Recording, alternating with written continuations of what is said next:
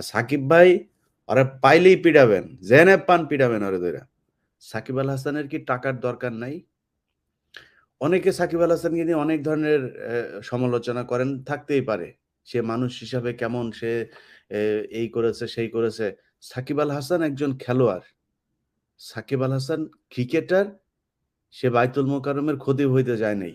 যে তাকে বিশাল আকারে ঈমানদার হইতে হবে, বিরাট বড়, বড় দাড়ি, টুপি-মুটুপি মিলায়া ক্রিকেট খেলে এবং পৃথিবীর মধ্যে সাকিব আল হাসান ২য় টা আসবে না। বাংলাদেশে না, এই পৃথিবীতে কখনো আসবে না।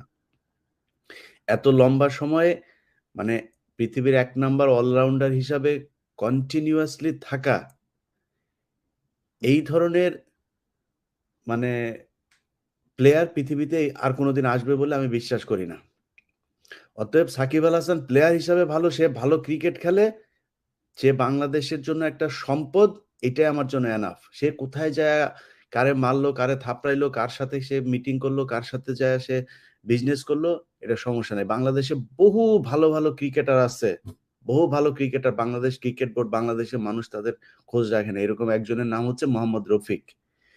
যার সে নিজেই একজন মানে মধ্যবিত্ত একজন মানুষ।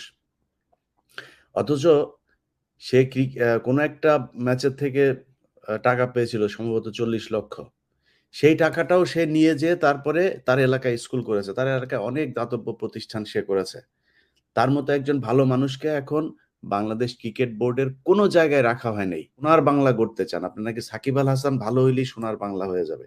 আপনার দলে যে সোনার মানুষের অভাব নাই, ওগুলির আগে ওই সোনাগুলির আগে ঠিক করেন। তারপরে সাকিব আল হাসানরে ঠিক করতে আইসেন। আর সাকিব ভাই ওরে পাইলেই পিডাবেন, যেনে পান পিডাবেন ওরে ধইরা। বেয়াদব কোথাকার। সালাম আলাইকুম। ভালো থাকেন সবাই। মানে কি বলবো বলেন? মানে একটা ক্রিকেটার বাংলাদেশটারে কোথায় নিয়ে গেছে সেই ক্রিকেটার? সে ভালো না খারাপ, তার ব্যবহার ভালো হওয়া দরকার। এই বেটা তোর কিসের ব্যবহার? ও কিসের ব্যবহার ভালো করবে? ওর সাহস আছে, ও বেয়াদব এইজন্যই ও ভালো প্লেয়ার। ও যদি মানে মরা হইতো, ভয় পাইতো, তাহলে সমস্যা। তাহলে তো এই পৃথিবীর এত বড়, বড় বোলারদের সামনে দাঁড়াইতে পারত না। ভালো খেলে আমার এইটাই দরকার। আর কোন কিছু দরকার নাই। আপনি ওইখানে আছেন, ওইখানে সেভে আছেন। এটা একটা কুকুরের পালের দেশ। এই কুকুরের পালের সাংবাদিকদের পাল্লায় একবার যদি পড়েন আপনার জীবন শেষ। এদের কথা বাদ দিয়ে দেন। মাস ১.৫ হবে বা এরকম, আমার ঠিক স্পষ্ট মনে নাই। যেকোনো একজন আমাকে ওই ঘটনাটার কথা বলেছিল যে এর সাথে সাকিব আল হাসানের যে ইনসিডেন্ট। কিন্তু সেদিন যেটা বলেছিল সেটা হচ্ছে যে সাকিব আল হাসানকে হয়তো সে আপনার লাথি দিয়েছিল। লাথি দেওয়ার পরে সে পড়ে যায়। ওখানে বেশ মানে হয় আরকি, মানে একপাক্ষিক ধস্তাধস্তি। এবং সাকিব আল হাসান তাকে মারার পরে পুলিশ-টুলিশ সবাই যেয়ে ২ জনকে ধরে ফেলেছে।